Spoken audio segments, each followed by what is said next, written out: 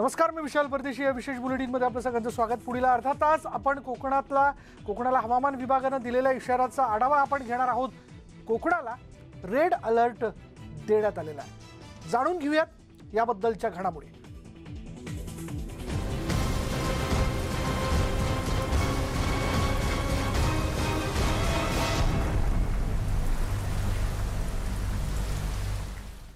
कोकणाला orange alert देण्यात आलेला आहे आणि त्या अनुषंगाने आपण बघूयात काय काय घडामोडी सध्या तिकडे घडतायत. कोकणासाठी पुढील 4 दिवस धोक्याचे आहेत. पुढील 4 दिवस अतिवृष्टीचा इशारा जो आहे तो देण्यात आला आहे 10 ते 13 जूनला. या कालावधीमध्ये कोकण किनारपट्टीवर कोकणातल्या सगळ्या भागांमध्ये जोरदार पाऊस पडू शकतो तसा इशारा जो आहे तो हवामान विभागाने देऊ केला आणि त्याचबरोबर ऑरेंज अलर्ट जो आहे तो देण्यात आलेला आहे. बोलूयात आमचे प्रतिनिधी उदय जाधव आपल्या बरोबर आहेत. उदय, यंदा मान्सूनचं दमदार आगमन झाल्याचं आपण बघतोय. मुंबई काय किंवा कोकणातला एकूणच सगळा भाग काय, आता कोकणाला ऑरेंज अलर्ट देण्यात आलेला आहे. त्या अनुषंगाने काय सध्या तिथे तयारी केली जाते, काय घडामोडी घडतात? संपूर्ण कोकणालाच पुढील 5 दिवस अतिदक्षतेचा इशारा दिलेला आहे. विशेष करून रत्नागिरी जिल्ह्याला अतिदक्षतेचा इशारा जो आहे हवामान विभागाने दिलेला आहे. रत्नागिरी जिल्ह्यामध्ये अति ते अति मुसळधार पाऊस जे आहे पुढील 5 दिवसांमध्ये पडण्याची शक्यता जी आहे हवामान विभागाने दाखवली. त्यामुळे किनारपट्टीलगत कोळीवाडे जे आहेत त्यांना सतर्कतेचा इशारा दिलेला आहे. त्याचबरोबर जे अति धोकादायक परिस्थितीमध्ये जे समुद्र किनाऱ्यालगत राहतात त्यांचं स्थलांतर जे आहे ते करण्याची तयारी देखील प्रशासनाने पूर्ण केलेली आहे. रत्नागिरी जिल्हा असेल, सिंधुदुर्ग जिल्हा असेल, रायगड जिल्हा असेल, पालघर जिल्हा असेल, या चारही जिल्ह्यांवरती अतिसतर्कतेचा इशारा दिलेला आहे. 9 जून ते 13 जून पर्यंत हे सलग 5 दिवस अति मुसळधार पाऊस पडणार असल्याचं हवामान विभागाकडून सांगण्यात आलेलं आहे. त्यामुळे प्रशासनाला देखील स्थानिक रहिवाशांचं कुठलंही जीवितहानी होऊ नये किंवा कुठलंही नुकसान होऊ नये या संदर्भात सतर्कतेचे आदेश देण्यात आलेले आहेत. प्रशासनाने त्यासाठी एक व्यवस्था जी आहे ती निर्माण केली गेली आहे. जर का अतिमुसळधार पाऊस आला तर त्याला तोंड देण्यासाठी आणि तात्काळ रहिवाशांचा जीव वाचवण्यासाठी त्यांचं सुरक्षित ठिकाणी स्थलांतर कसं करता येईल या दृष्टिकोनातून नियोजन सध्या सुरू असल्याची माहिती मिळते.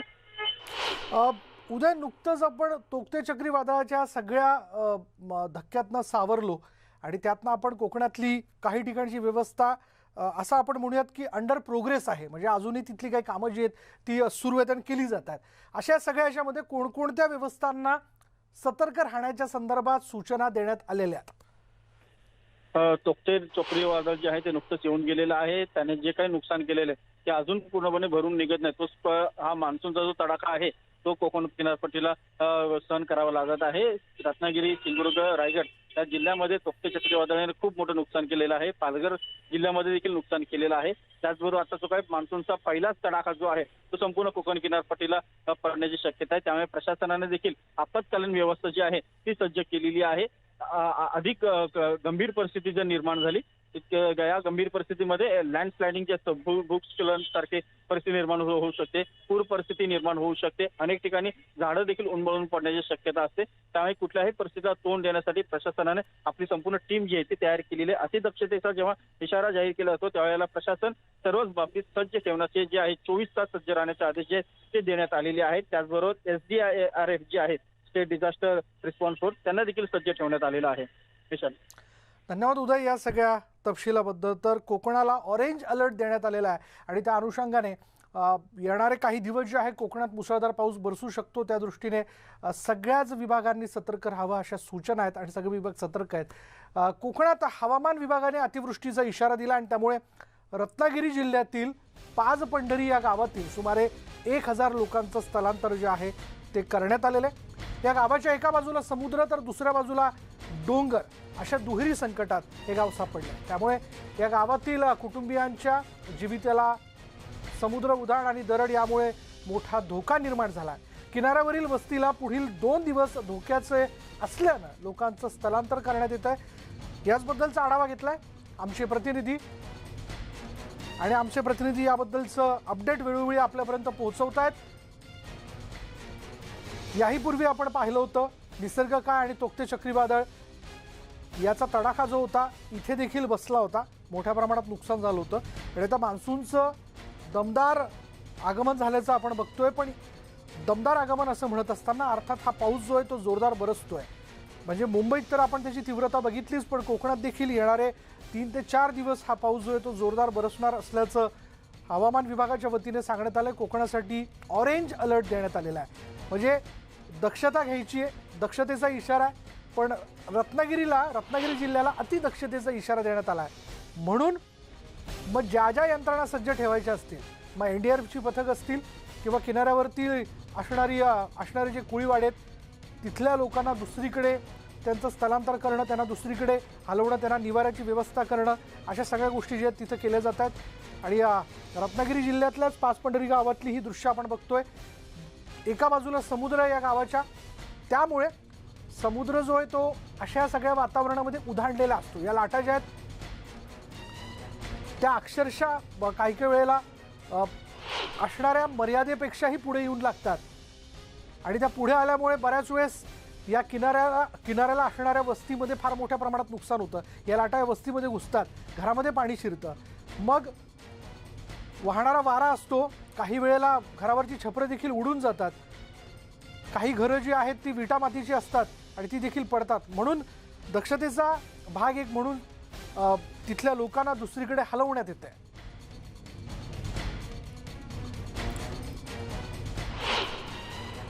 रत्नागिरी जिल्ह्यातलं सर्वाधिक धोकादायक गाव म्हणून पाचपंढरीची ओळख आहे. याच गावामध्ये समुद्राच्या अजस्त्र लाटाचा धोका किनारपट्टीवरच्या घरांना निर्माण झालेला आहे. तर एका बाजूला समुद्र आणि दुसऱ्या बाजूला उंच असा डोंगर, या दोन्हीच्या मध्ये हे गाव वसलंय आणि या गावाला डोंगर आणि समुद्रापासून धोका निर्माण झालेला आहे. तुम्ही पाहताय की या गावाच्या माथ्यावरती डोंगर आहे आणि या डोंगर कपारीमध्ये ही सगळी वस्ती वसलेली आहे. अशा प्रकारची ही धोकादायक वस्ती आहे. एका बाजूला दरडी कोसळण्याचा धोका आहे, तर दुसऱ्या बाजूला याच समुद्र किनाऱ्यावर असणाऱ्या वस्तीला समुद्राच्या उधाणाच्या लाटाचा सुद्धा धोका निर्माण झालेला आहे. अशा परिस्थितीमध्ये त्यांना जीव मुठीत घेऊन जीवन जगावं लागतंय. अनेक वेळा या मच्छीमार बांधवांचे जे वस्ती आहे त्यांना स्थलांतरित होण्याचे आदेश देण्यात येतात. समुद्र किनारपट्टीवरच्या जी वस्ती आहे सुमारे 100 ते 125 घरं आहेत. त्या 100 ते 125 घरांना दरवर्षी पावसाळ्यामध्ये त्यांना स्थलांतरित व्हावं लागते. अशा प्रकारची परिस्थिती त्यांच्यावरती दरवर्षी ओढावली जाते. उद्या आणि परवा 2 दिवस रत्नागिरी जिल्ह्यामध्ये अतिवृष्टीचा इशारा देण्यात आलेला आहे. त्यामुळे या गावातल्या 100-125 लोकांच्या घरांना, जे घरं आहेत त्या घरातल्या लोकांना आता स्थलांतरित होण्याचे तहसीलदारांनी आदेश दिलेले आहेत. त्यांना आता स्थलांतरित व्हावं लागणार आहे. तोक्ते चक्रीवादळामध्ये सुद्धा काही दिवसापूर्वीच त्यांना स्थलांतरित व्हावं लागलं होतं. पुन्हा एकदा या लोकांचं स्थलांतर होणार आहे. शिवाजी गोरे, न्यूज 18 लोकमत, पाचपंढरी, रत्नागिरी. रत्नागिरी जिल्ह्यातील समुद्र किनारपट्टीवरील धोकादायक ज्या वास्तू आहेत त्या वास्तूंमधनं खरं तर लोकांचं स्थलांतर दुसरीकडे केलं जातं. या भागामध्ये समुद्र जो आहे तो मोठ्या प्रमाणात खवळल्याने समुद्राच्या लाटा किनाऱ्यावरील वस्तींवर येऊन धडकत आहेत आणि त्यामुळे अतिवृष्टीच्या काळात मानवी वस्तीला धोका निर्माण होऊ नये म्हणून त्या लोकांचं स्थलांतर करण्यात येतं. आपण बघितलं, याचा आढावा आमच्या प्रतिनिधींनी घेतलेला होता. दापोलीतली दृश्य आपण बघतोय. दापोली देखील म्हणजे याच ठिकाणी निसर्ग चक्रीवादळाचा एक फार मोठा थडाका दापोलीच्या किनारी असणाऱ्या वस्तीला बसला होता. म्हणून आता ती सगळी परिस्थिती लक्षात घेऊन, भूतकाळातल्या या सगळ्या गोष्टी लक्षात घेऊन खरं तर आता देखील तिथं काळजी घेतली जाते.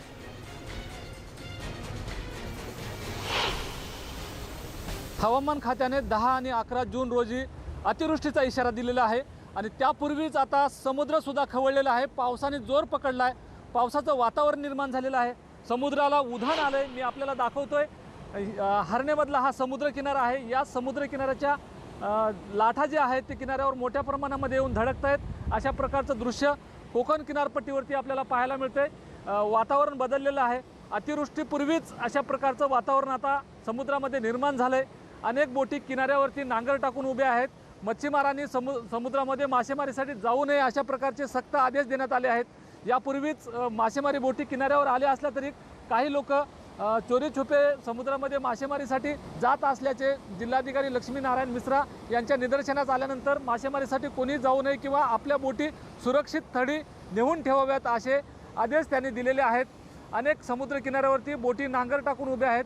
सुरक्षित स्थळी बोटीला ठेवण्यात आलेलं आहे. परंतु समुद्र किनारपट्टीवरच्या ज्या वस्ती आहेत त्या वस्तींना उधाणाचा धोका निर्माण होऊ शकतो. त्यामुळे या वस्ती, ज्या धोकादायक वस्ती आहेत त्यांना सुद्धा स्थलांतरित करावं अशा प्रकारच्या सूचना देण्यात आल्या आहेत. आज त्यांचं स्थलांतर केलं जाणार आहे. उद्या आणि परवा 2 दिवस कोकण किनारपट्टीवरती कोकणात रत्नागिरी जिल्ह्यामध्ये मोठ्या प्रमाणामध्ये अतिवृष्टी होईल. सुमारे 200 मिलीपेक्षा अधिक पाऊस कोसळण्याची शक्यता आहे। त्यामुळे या जिल्ह्यातलं प्रशासन आता सतर्क झालेलं आहे। लोकांना आवाहन करण्यात आलंय, लोकांनी खबरदारी घेण्याचं आवाहन प्रशासनाकडून करण्यात आलेलं आहे।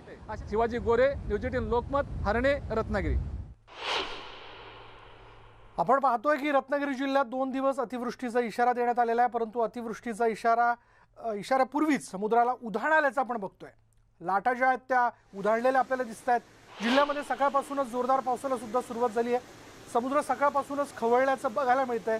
समुद्राच्या अजस्त्र लाटा किनाऱ्यावरती येऊन धडकत आहेत आणि त्यामुळे समुद्रामध्ये उधाण निर्माण झालेले।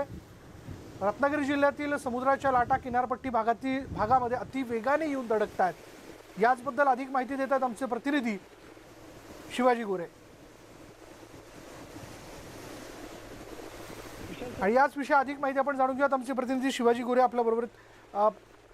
शिवाजी गोरे, आठवत असेल तर आपण निसर्ग चक्रीवादळाचं एक स्पेशल रिपोर्टिंग केलं होतं आणि स्वतः वादळ काय असतं, पाऊस काय असतो, वारा काय असतो हे अगदी तुम्ही जवळून बघितलं होतं। अशा वेळी आपण पाहतोय की ऑरेंज अलर्ट देण्यात आलेला आहे, लाटा देखील उसळताना दिसत आहेत। काय काळजी घेतली जाते? सर, रत्नागिरी जिल्ह्यामध्ये आता पुढील 2 दिवस धोकादायक आहेत। अतिवृष्टीचा इशारा देण्यात आलेला आहे। प्रशासन सज्ज झालंय। या जिल्ह्यामध्ये 2 NDRFच्या टीम ठेवण्यात आलेल्या आहेत। जिल्हा प्रशासनाकडून खबरदारी घेतली जाते। नागरिक सुद्धा आता कुठेतरी अलर्ट झालेले आहेत। नागरिकांना यापूर्वीचे जे अनुभव आलेले आहेत, अतिशय वाईट अनुभव आलेले आहेत। निसर्ग चक्रीवादळामधला जो अनुभव होता तो खूपच वाईट होता। तोक्ते चक्रीवादळ येऊन गेलं। आता नुकतंच तोक्ते चक्रीवादळानंतर आता 2 दिवस अतिवृष्टीचा इशारा सुद्धा देण्यात आलेला आहे। समुद्र किनारपट्टीवरच्या जे वस्त्या आहेत त्या वस्तीला समुद्र उधाणाचा धोका निर्माण झालेला आहे। अनेक गावामध्ये दरडी कोसळण्याचा सुद्धा मोठ्या प्रमाणामध्ये धोका या भागामध्ये आहे। कारण यापूर्वी 2007ला हरणे राजेवाडी येथे 6 घरांचं दरडीमुळे नुकसान झालं होतं। जमिनीखाली घरं गाडली गेली होती आणि 7 लोकांचा मृत्यू झाला होता। 2018 मध्ये दाभोळला 5 घरं गाडली गेली होती आणि त्यामध्ये 6 लोकांचा मृत्यू झाला होता। अशा दुर्घटना यापूर्वी घडलेल्या आहेत। अतिवृष्टीमध्येच अशा प्रकारच्या दुर्घटना यापूर्वी घडल्या होत्या आणि या अतिवृष्टीमध्ये अशा प्रकारची दुर्दैवी घटना घडू नये यासाठी जिल्हा प्रशासनाकडून खबरदारी घेतली जाते। यापूर्वी हवामान खात्याकडून जो अंदाज वर्तवला जात होता तो चुकीचा अंदाज वर्तवला जात होता, परंतु आता अचूक अंदाज हवामान खात्याने वर्तवलेला आहे। बरोबर, अचूक अंदाज जो आहे तो हवामान खात्याने वर्तवला। ऑरेंज अलर्ट देण्यात आला आहे। त्या अनुषंगाने किनारपट्टीवर असणारी जी काही वस्ती आहे तिथल्या लोकांना दुसरीकडे स्थलांतरित करण्यात येते, कारण यापूर्वीच्या घटना ज्या आहेत त्या घटनांमध्ये मनुष्यहानी झाल्याचं आपण बघितलं। आता ते होऊ नये या दृष्टीने ही सगळी तयारी केली जाते।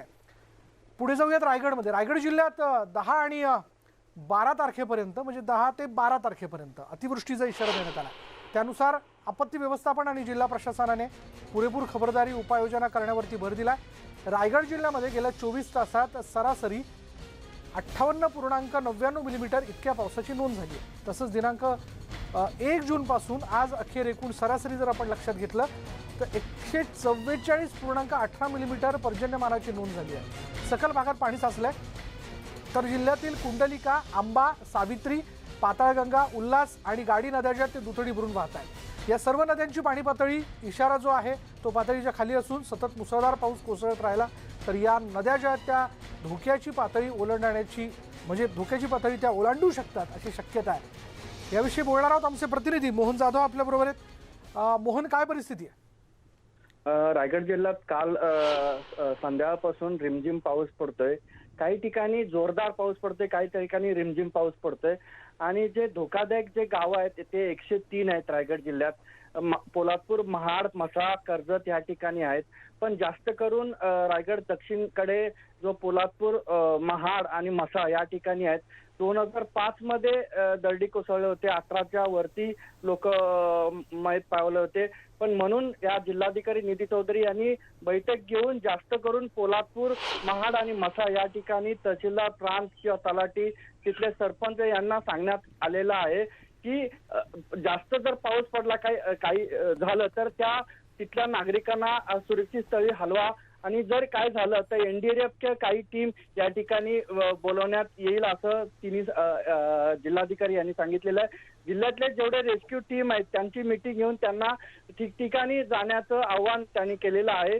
नदी काठच्या ज्या गावं आहेत त्यांना स्थलांतरित करण्याचा इशारा दिला आहे. काही म्हणजे कोकणातल्या इतर भागांप्रमाणेच आपण पाहतोय रायगडमध्ये देखील खबरदारी घेतली जाते आणि त्याचविषयी माहिती आपल्याला आमचे प्रतिनिधी मोहन जाधव यांनी देऊ केलेली. मोहन, धन्यवाद या सगळ्या तपशिलाबद्दल.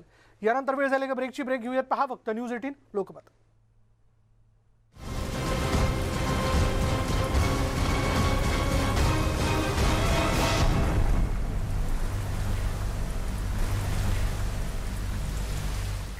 आणि ब्रेकनंतर पुन्हा एकदा आपलं सगळ्यांचं स्वागत. आपण बघतोय की रत्नागिरीला पुढील 3 दिवस सतर्कतेचा इशारा देण्यात आला आहे. पाऊस जो आहे तिथे जोरदार कोसळू शकतो. ऑरेंज अलर्ट देण्यात आलेला आहे आणि अर्थात त्या अनुषंगाने सगळी तयारी जी पूर्वतयारी ती केली जाते. आपण त्यातल्याच घडामोडी जाणून घेतोय. रत्नागिरी जिल्ह्याला पुढील 2 दिवस अतिमुसळधार पावसाचा इशारा देण्यात आला आहे आणि त्या अनुषंगाने जिल्ह्यातील पूर प्रणव क्षेत्र, दरड प्रणव क्षेत्र असलेल्या गावांना तिथून स्थलांतरित होण्याच्या नोटीस दिल्या गेल्यात. जिल्ह्यातील खेडमधील अलसूर गावातील मोहल्ल्याला तिथे देखील सुरक्षित ठिकाणी त्यांना हलवण्यासाठी आता सगळ्या हालचाली सुरू झाल्या आहेत. या मोहल्ल्यातील 130 कुटुंबातील 550हून अधिक ग्रामस्थांना स्थलांतरित होण्यास प्रशासनाने सांगितलं. मात्र कुठे जायचं, म्हणजे कुठे स्थलांतरित व्हायचं आणि उदरनिर्वाह कसा करायचा याबद्दल प्रशासनाने कसलीच उपाययोजना तिथं केलेली नाही आहे. नागरिकांनी याबद्दल संताप व्यक्त केला. सांगायचं म्हटलं तर 2005ला जे पुराचं पाणी भरलं 26 जुलै, 27 जुलै आणि 28 जुलै, त्यावेळेला 3 दिवस सतत हा खालचा अलसुरे खुर्द मोहल्ला 3 दिवस पाण्याखाली होता. बाहेर त्यावेळेला आमच्या मोहल्ल्यातल्या नागरिकांचा हाल निर्माण झालेलं होतं आणि त्यांचा जीवितहानी टाळण्यासाठी काही लोकांनी स्थलांतर करण्यासाठी इथं जवळच मशीद आहे, त्या मशिदीचा वरती सहारा घेतला. मात्र 3 दिवस त्यांचं खाण्यापिण्यापासून खूप त्यावेळेला हाल झालेला. अलसुरे या मोहल्ल्यामध्ये पूर्व इतिहास आहे की या ठिकाणी पाणी भरते. 100 ते 125 कुटुंब या ठिकाणी आहेत, ज्यांची दक्षता घेणं गरजेचं आहे. आपण या ठिकाणी सर्व नागरिकांना सतर्क करण्यासाठी आलेलो आहोत. याशिवाय ग्रामपंचायतीला सुद्धा योग्य त्या सूचना देण्यात आलेल्या आहेत. नागरिकांना सतर्क करण्यात आलेलं आहे, जनजागृती करण्यात आलेली आहे आणि जे घरं लो लाईंग एरियामध्ये आहे, जिथे पाणी भरण्याची शक्यता आहे, अशा घरांना आपण स्थलांतरित करणार आहोत. आपण पाहतोय की रत्नागिरी जिल्ह्यात देखील अतिदक्षतेचा इशारा देण्यात आला. म्हणजे अतिमुसळधार पाऊस जो आहे तिथं होऊ शकतो. हवामान विभागाकडून याबद्दलची माहिती वारंवार तिथे देण्यात येते. या दरम्यान जिल्हा प्रशासनाने अनेक भागात दरड कोसळण्याची शक्यता देखील वर्तवली आहे. त्या अनुषंगाने दरड प्रवण क्षेत्रात असलेल्या गावांची नावं जाहीर करून संबंधित गावांना सुरक्षित स्थळी हलवलं जावं असे आदेश स्थानिक प्रशासनाला देण्यात आलेत. चिपळूणमधील गोवळकोट गाव ही गेली अनेक वर्ष दरड प्रवण क्षेत्रात आहे आणि त्यांची कायमची व्यवस्था न झाल्यामुळे आजही इथली लोक भीतीच्या छायेत वावरत आहेत. 11 आणि 12 तारखेला रत्नागिरी जिल्ह्यामध्ये अतिमुसळधार पाऊस पडेल असा इशारा हवामान खात्याने दिलेला आहे आणि त्याच अनुषंगाने जिल्हा प्रशासनाने त्या दृष्टीने तयारी करायला सुरुवात केलेली आहे. प्रशासन ह्या सगळ्याला सज्ज झालं आहे. 220 मिलीमीटर एवढा पाऊस पडेल असा अंदाज व्यक्त करण्यात येतोय आणि या दरम्यान अनेक भागात पूर आणि दरड कोसळण्याच्या घटना घडतील असं सांगितलं जात आहे. गोवळकोट भाग आहे चिपळूणमधला, हा दरड प्रवण क्षेत्रामध्ये आहे असं जिल्हा प्रशासनाने जाहीर केलेलं आहे. त्याच गावामध्ये मी आहे आणि काय तयारी आहे या लोकांची ते जाणून घेण्याचा आपण प्रयत्न करूया. तर मला सांगा, गोवळकोट हा भाग दरड प्रवण क्षेत्रामध्ये आहे, काय इथली नेमकी परिस्थिती आहे, काय सांगा? सांगायचं म्हटलं तर आम्हाला 2016 पासून इथून हकलं म्हणजे बाहेर काढले गेले घरातून, कारण दरडीचा धोका असल्यामुळे. आणि आता प्रशासनाने पाऊल उचललंय की अतिवृष्टीचा इशारा दिला, बरोबर. उर्वरित लोकांना ते इथून हलवण्याचा प्रयत्न, आम्हाला 2016 पासून इथं हलवलंय. तात्पुरतं शाळेत आमची इथं व्यवस्था केलेली आहे. कायमस्वरूपी अजून आमचा प्रलंबित प्रश्न आहेत, पण आम्हाला जोपर्यंत अजून तुम्ही न्याय दिलात नाही, उर्वरित लोकांना नेऊन टाकणार कुठे, त्यांची काय तयारी केली हे प्रशासनाने आम्हाला सांगितलं पाहिजे ना. बरोबर. आत्ताची काय परिस्थिती आहे, कशा पद्धतीने लोक राहत आहेत? आता आम्ही जे राहतोय ते जीव म्हणजे एखाद्या कोंबडी कशी कोरड्यात ठेवतात या पद्धतीत आम्ही त्या शाळेमध्ये राहतोय. ना कुठली व्यवस्था सरळ, ना काय एकांत मिळत, ना काय मिळत नाही. उर्वरित लोक जे आमचे वरती आहेत त्यांची पण दरंडी लगत करत, पण आमचा जोपर्यंत प्रश्न तुम्ही सोडवत नाही तर त्यांना कुठे नेऊन टाकत, त्यांची व्यवस्था काय केली हे प्रशासनाने सांगितलं पाहिजे ना. आपले इथे राहणारे स्थानिक काही आहेत.